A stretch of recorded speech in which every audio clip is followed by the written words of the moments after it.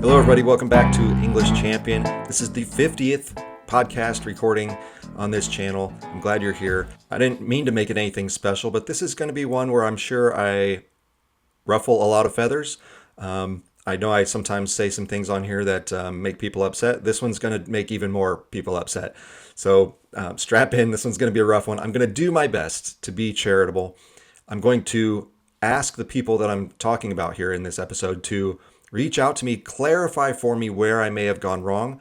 I want to learn about this in more depth. So please, the things I'm going to talk about here, if I get anything wrong, reach out to me, explain it to me. Tell me what I need to know, because what's happening on college campuses is not just, when I talk about a lot of problems, I lay a lot of blame at the feet of students because it's their life and, they're not performing and taking charge of their own academic endeavors the way they should.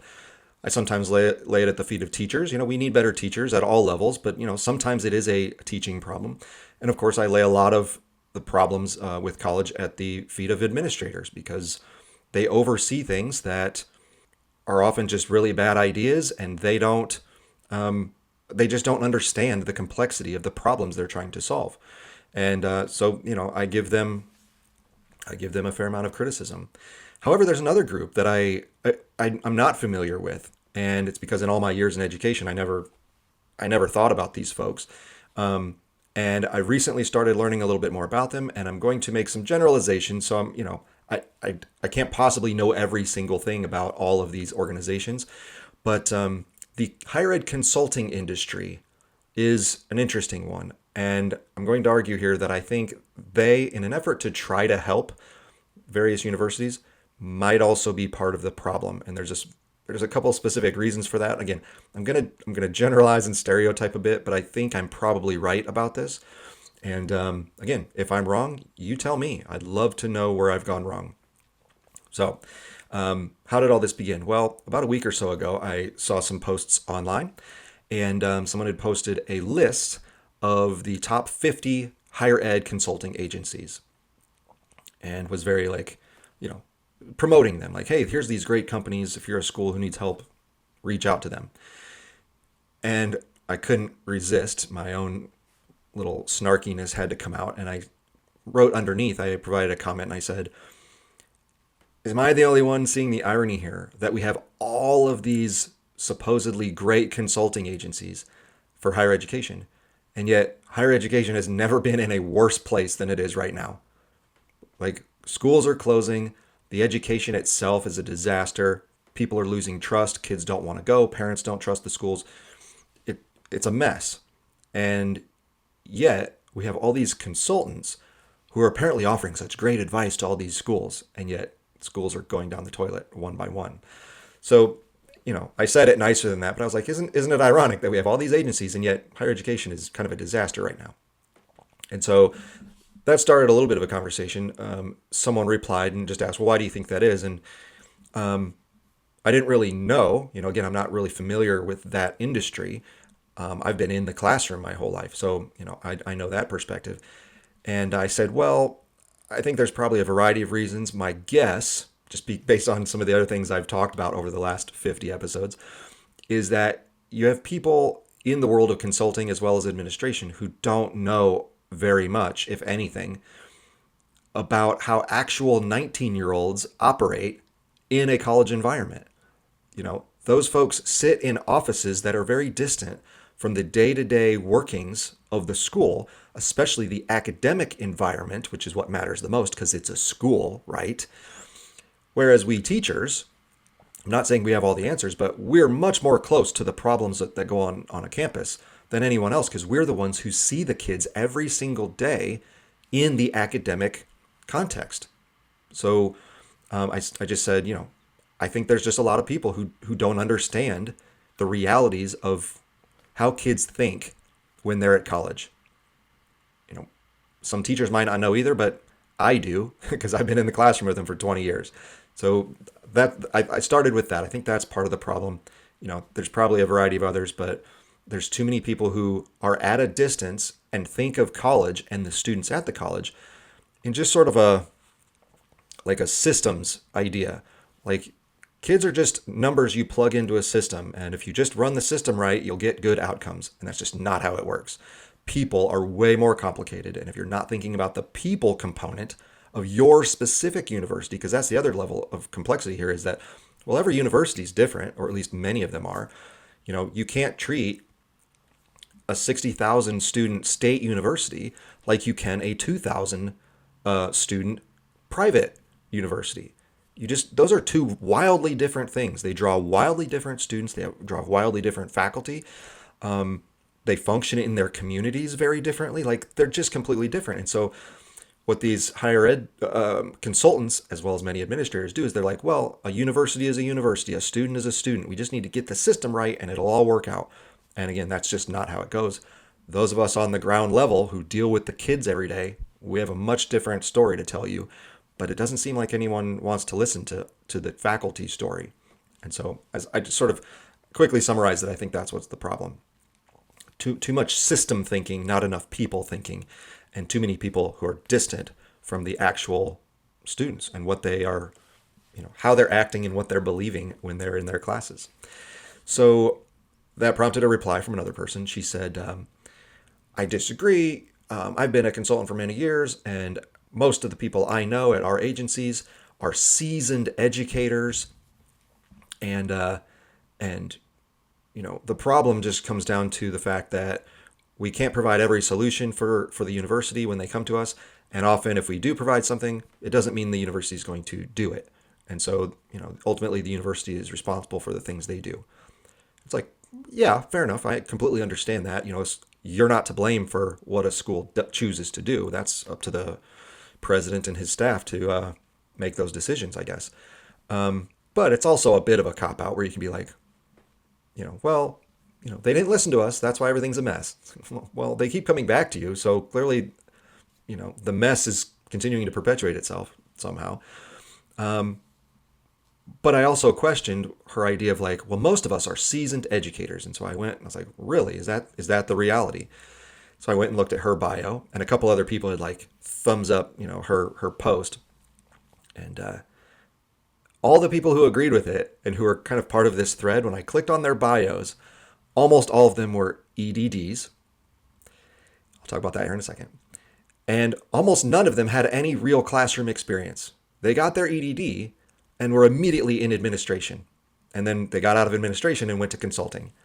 So, like, you're not an educator. Or if you were, you did it for a very short amount of time. Or some of these people, they called themselves educators. And they were like, they were the director of the tutoring program at a school. It's like, yeah, that tutoring is part of education, but you're not in the classroom every day with these students in a real content area, trying to create scholars and skilled students preparing for their lives. Like, there's a big difference.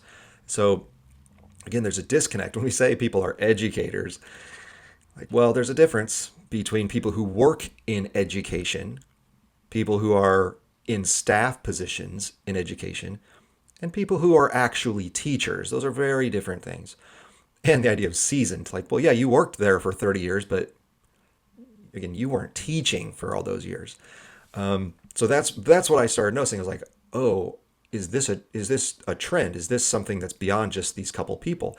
And so I started clicking on the list of the companies that were in that original post. Again, there was like 50 of them. So I just picked a couple random. I've never heard of them. So I was like, well, let's see what this one is. And almost all of them, the ones I clicked on, when you look at our team, here's our people who serve you, they're almost all the same. Either they fit the same profile. They have people with EDDs, and when you look at their experience and their resumes, their CVs, like almost no teaching experience. They're not classroom people. These are not scholars in a content field doing, traditional education.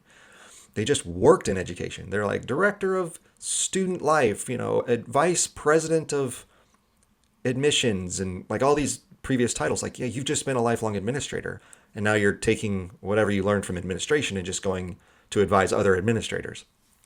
Or it was people who had no background in education. They had law degrees. They had, a lot of business degrees. I have an MBA in whatever. It's like, yeah, I understand that to a certain degree, a school is a type of business. It has to earn revenue. I get it. But like a school has way bigger functions than, the business side of it. So you get people who are either in academia, but not real academics, or you get people from outside of academia giving advice about academics. It's like, well, these maybe aren't the most knowledgeable people about what goes on in reality with students in their educational environment. They're just looking at it again as a system. Oh, this school, it's like any business. You know, work on these metrics, and your school will be fine. It's like, yeah, a school is very different, and you don't think of it in that way. So that's what started some of this, and I didn't add any more. I was like, let me just observe for a while. Well, a day or two later, another post came up, and it gave this little graph or chart, and it was saying, here are the top things that students are complaining about at four-year public universities, four-year private universities, and two-year colleges, community colleges. And it was like the top 5 things at each one. And the items that appeared in each column at all 3 types of schools, there were only 2 things that appeared in all of them. One was problems with administration and problems with online classes. So I was like, oh, of course, no matter what school you go to, 2-year college, 4-year public, 4-year private, everyone hates the administration because everything's a mess. It was like the specific detail was something like just like unsmooth operations with the administration. Like it takes forever for them to do anything. They don't always help you very much, whether it was their financials, transfer stuff, just other things that administrative offices do. Or it was problems with online classes and that they don't work very well. There's technical problems. The teaching is terrible. I didn't learn anything, whatever, all the stuff that I've been saying for years. And so I just wrote at the bottom, I was like, oh, how interesting that the thing that's in common with every type of school, 2-year and 4-year, public and private, is those 2 things, administration problems and online problems. It's like, who knew? Well, I knew. I could have told you that. But it was good information because this is what the students were saying. So it's not just, teachers or people who are beyond, who aren't 20 years old anymore. The kids themselves notice it. And I said, isn't that interesting? These are the 2 things that are most common, that everyone agrees are problems, and yet we keep doing them on every college campus. Administration keeps growing, and online offerings keep growing. And yet those are the things that everyone complains about. I said, there's all these consultants out there. Where are the consultants that are telling these schools to take a different path? Say no to growing your administration. Say no to developing and expanding online programs. We know they aren't working. Let's stop doing that. Those are the things that all the kids hate, and we teachers tend to hate too, is bloated administration and moving things online. Like that's not what the traditional education experience was, and maybe we shouldn't be doing so much of it. And so I was trying to kind of tie it back to the previous post that had just appeared about the consultants. And a guy responded, and it was very helpful. I'm glad he did. But he also said something that was very enlightening. He goes, hey, you may not understand how consultants in higher ed work, but what the administration does is they have an idea of what they want to do. They come to us, and we tell them how to best go about doing that. And ultimately, like the previous lady said, it's up to them whether they want to do it or not, or whether they want to follow our prescribed plan. And he goes, so it's not really up to us. We don't tell schools, no, don't do that. It's always up to the school, and they bring to us a plan. It's up to us to help them implement the plan. And he goes, whether they do it or not, either way, I get paid. I was like, oh, okay. There's the real story. Either way, you get paid. All right. That's true in every industry where it's like a service industry, even teaching. Like whether you get an A on this test or you flunk the test, I got paid regardless. So it doesn't, it's up to you to do it. Or if you're a therapist, they're going to offer you their psychiatric advice, but if you don't listen to them and you keep using drugs or whatever, the person's trying to help you with, yeah, they got paid regardless. It's up to you to use it. So that's always true. But the problem with what he was saying is, yeah, you're going to get paid either way, but how often do you ever say no? And he says, well, we never say no. I was like, well, maybe isn't that the problem? I didn't reply to that, but that's what I'm thinking as I read that is like, how often, consultant says, this is something you all can answer for me. Reach out to me and tell me where I'm wrong about this. How often does a school ever come to you, these administrators, and say, we think we want to do this to help our school? How many of you ever say, that's a really bad idea? I don't think we would advise you to do that.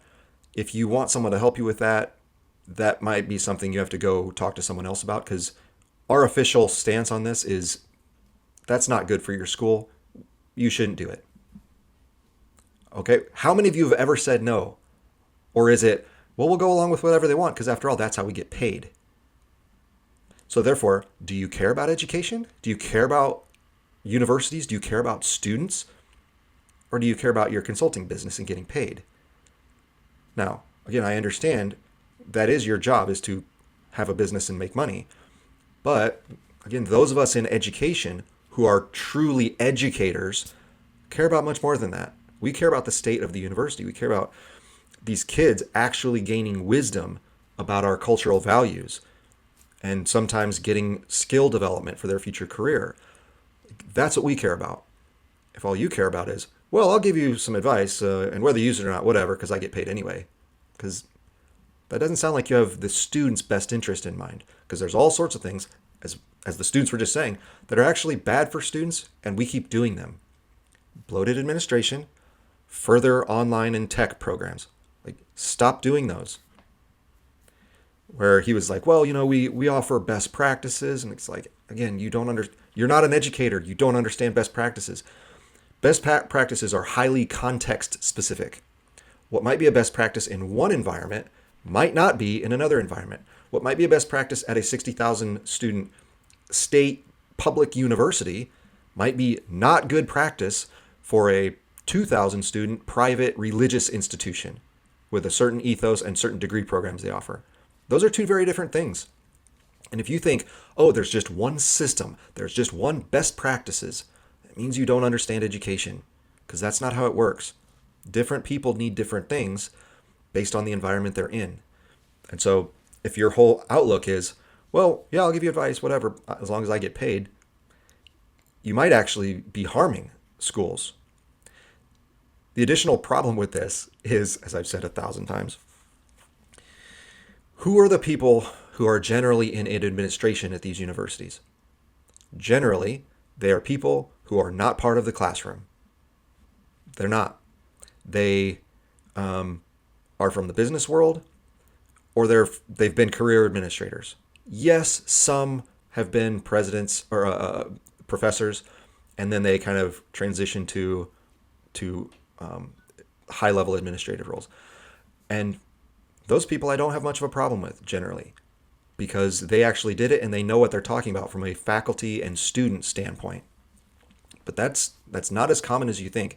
People out there, parents, you might think, oh, well, when I send my kid to this school, they're going to be surrounded by, and the people who make the policies for the school are probably all teachers, or at least former teachers, and so they really care about students and learning. That's their highest priority. That is not the truth at all.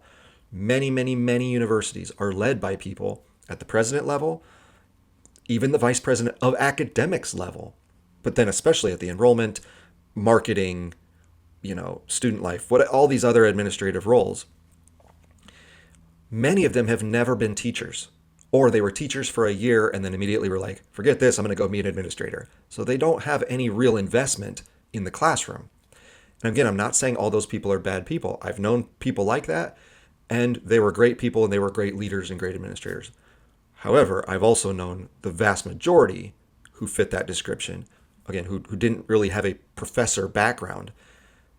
And it's like I've been saying, they didn't know anything about what goes on with students. They're so disconnected because they were never in a classroom. And that's a real problem, because if you're going to have a school function properly, the relationship between the kids and the teachers is the most important relationship. And if you don't know what that relationship means, and you don't know, the behaviors and attitudes and motivations and all those things that students and teachers enter into that relationship with, your view of things is too distant. You're too separated. And that's a real problem. So here's what happens then. The administrators, again, most of them are people who have no background in teaching or scholarship. Okay? Real scholarship. They have an idea for their school. Well, we have this problem or this new thing we'd like to implement. We don't quite know how to do it. This is a kind of a new idea, or it's a really complex problem that we've tried, but we failed at before, so we need more advice. So they go to these consultants, and the majority of the consultants are the same as them. They're former administrators, or they've just been consultants, and if they have any educational background, it's a very vague EDD, or Masters of Ed, in administration. Or maybe there's a PhD in organizational leadership, which, again, these are not scholarly endeavors, okay? So you get the administration. They might have a terrible idea they want to implement. They go to a consultant and ask, how do I implement this terrible idea? And instead of the consultant going, that's a terrible idea, I recommend for your school and the goals you have and the ethos you have, the mission, the type of students you get, that's probably not a good path for you. Don't do that. They go, because they want to get paid, they go secretly, they're thinking, well, that might not be a good idea, but let me help you implement your bad idea. And I'll give you the best advice I can so that it's less bad.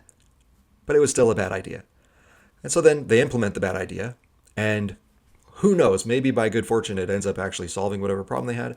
But oftentimes, because it was a bad idea, it just creates more problems. And so the administrators go, well, we did this cool thing, and that was great, because the consultants told us to, so I guess we were right, we should have done it. But now we've had all these other problems, and those are kind of confusing, so I guess I better go get more help. So they go back to the consultant, and they go through this cycle.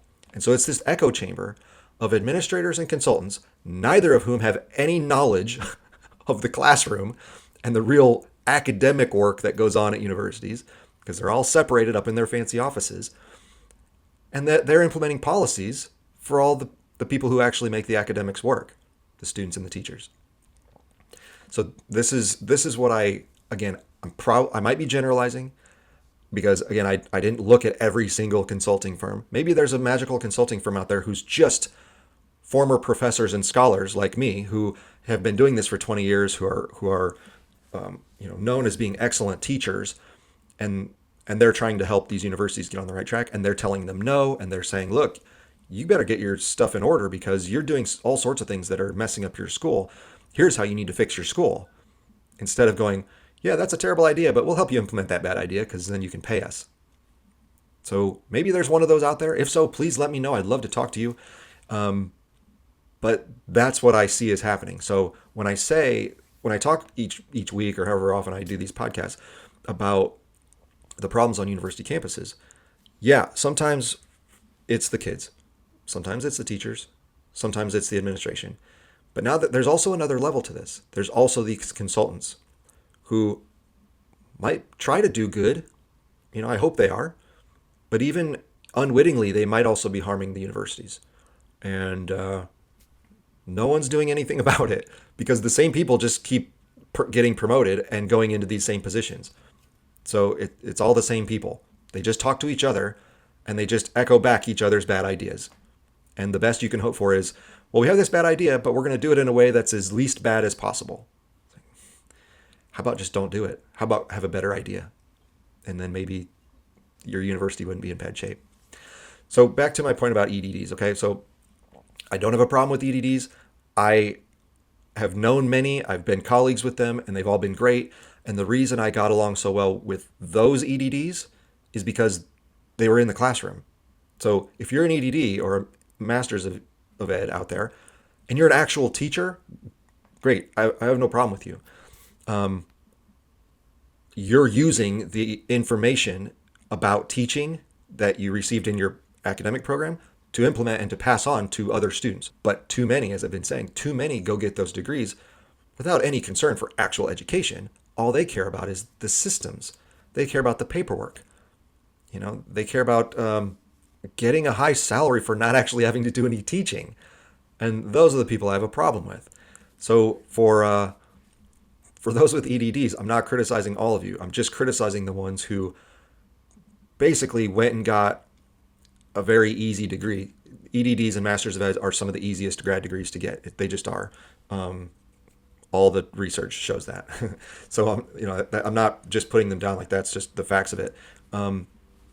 So they went to go get an easy degree, and then went to go make a bunch of money without actually being really a part of the educational process. So if you're not like that, if you went and got your education degrees and then have devoted your life to the classroom, great. I'm not talking about you, okay? So that's a group that I don't want you mad at me.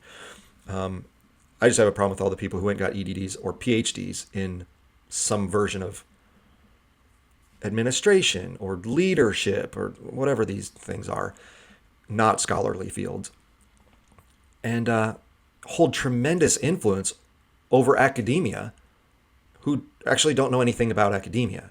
That's the problem I have. So I just wanted to clarify that for people. So if you're an actual teacher, good, you're like me. Those teachers are who I respect, and people who just get degrees so they can avoid teaching. That's the problem. So we have way too many of those. As I said, all the comments of the people who responded to my questions, almost all of them, EDDs with hardly any classroom experience. So I'm just going off of what you're showing me.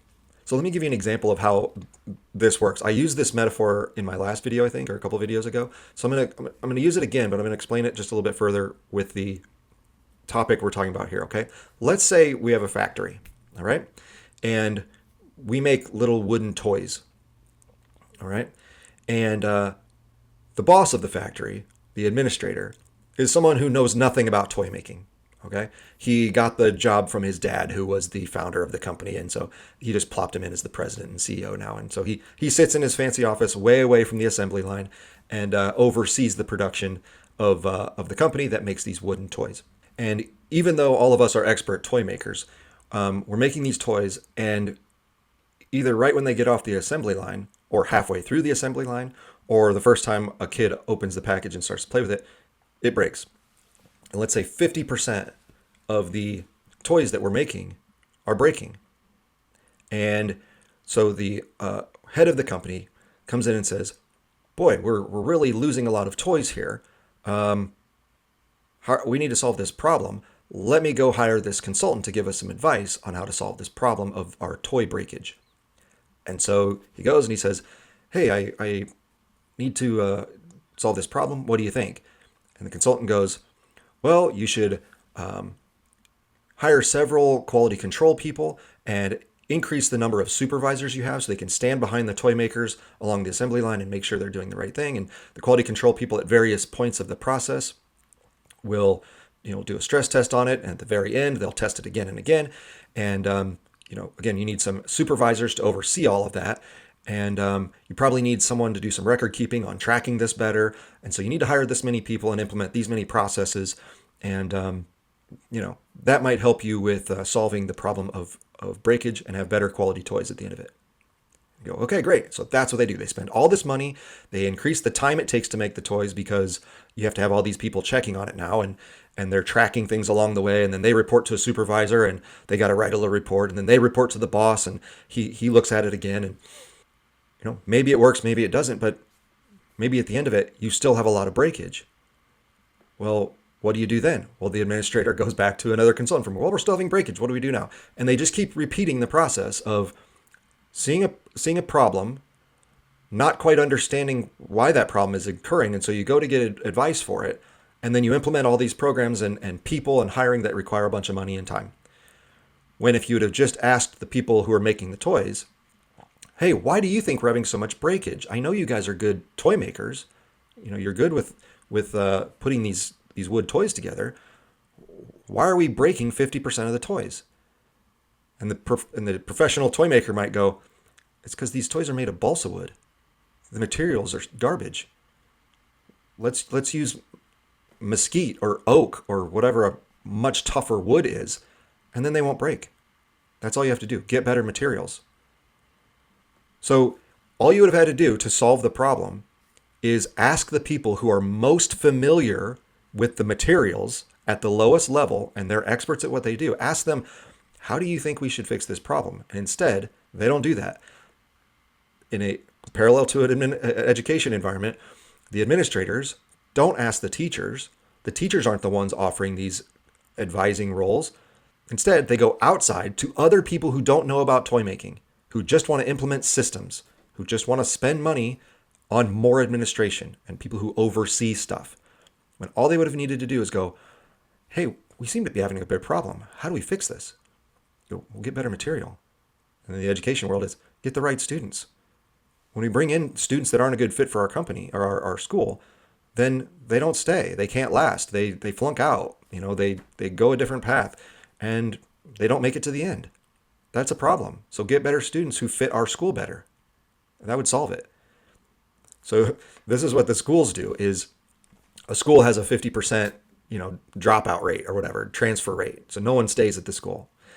And the school goes, how do we fix this problem of all these students leaving all the time? And they go to the consultant and they implement all these systems. They're like, well, you need a tutoring program to help those struggling kids, and you need someone who's more of a student advisory role where they walk them through their finances and their course scheduling, and we need people to check up on that and implement these communication systems so that you can reach out to these kids and say, hey, I see you're struggling. How can I help? And then, of course, you need administrators to oversee all those new people. And so you build all these big systems. And then guess what? The kids still don't stay. So what have you done there? Whereas if you just go ask the teachers, hey, what's going on here? Why do you think all these kids can't cut it at this school? Well, they aren't the right students. You're asking me to work with balsa wood. And what you need is oak. Bring in the oak, and we'll show you great toys. We'll show you great students. The problem, it's that simple to solve. Now, the administrators and the consultants would go, well, oak is really expensive and it's harder to get. It's a little rarer. So how do we probably aren't going to make as many toys because, again, it's going to cost us more on the production side. And again, the materials are just rarer. So aren't we going to lose a lot of money? And so instead, what the administrators have been doing is saying, well, even if they're breaking, let's just make more of them because, yeah, we'll break more, but we will have more at the end product and we can just sell those. So we'll try to cancel out the fact that we're having so much loss by just overproducing. We'll make it up on the production. Whereas it's like, well, you could save all that stress, invest more in the resources you're drawing from. Let's get better materials. And then we won't have nearly as much breakage because it's better quality. And so now we'll make even better toys. Maybe we can even charge a higher price because the toy is better. And yeah, maybe we can't make as many toys because it was more costly to get started on the raw material side. But we could sell it for a little bit more, and the toys won't break. So when the kid opens the box and starts playing with it, they'll tell all their friends, hey, this is a great toy. I can do all sorts of games with it and throw it and bounce it off the floor, and it never breaks. It's so good. Maybe that's a higher quality toy. Maybe that's what we should be making. And instead, the administrators go, no, let's make the flimsiest toys possible because if we can just make any money off them, and it doesn't matter that when the kids start playing with them, they break, as long as we make enough and sell enough to the public, we'll make up for it. Well, it doesn't take long before the public goes, boy, your toys suck. They break right when you open the box. Why would I want this? And they tell all their friends, don't buy that toy because it breaks. And the same thing happens at universities where, yeah, let's say we get the graduates through their 4 years, and then they go out into the working world. And it's what I've said 1,000 times. The employers are telling us, hey, your students aren't good enough to work at my company. They aren't qualified. I have to retrain them about everything. I might as well build my own toy because the toy I bought from you is terrible. Why would I want that? And so the word gets around that you're a company that produces bad toys, or you're a school that produces unqualified job applicants. So what do? You go to the consultant. You go, we're having this real problem where we're not, we don't have good standing in the community, and our students aren't very academically talented. So what do we do? And they go, get more students. And so that's what we do. We just keep perpetuating the cycle because the two people in charge of that cycle are in an echo chamber with each other because they're people who don't know anything about academics. And so the university, which is an academic institution, starts crumbling, and no one does anything about it. So until these consultants start saying, no, that's a bad idea you're bringing me, we would advise you not to do that, and the schools maybe start learning these lessons, you're just going to keep doing this. The consultant, and as that one consultant said, hey, whatever, as long as I get paid. And the consultant and the administrators always get paid because they're the ones making the giant salaries. So who gets screwed here? The students and the teachers. Because when you have, the bad raw materials on your campus, that's who suffers. The teachers now have to spend more than twice as much time helping those kids who are too low to even be in college. They're wasting time. The students who are good students, they hate those kids. They don't want to be in classes with them. They look around and go, why is my university filled with dummies? I thought I'm here to get a good education. And yet, over half of the class I'm in that English class or that psychology class or that science class, they don't know anything. They don't do their homework.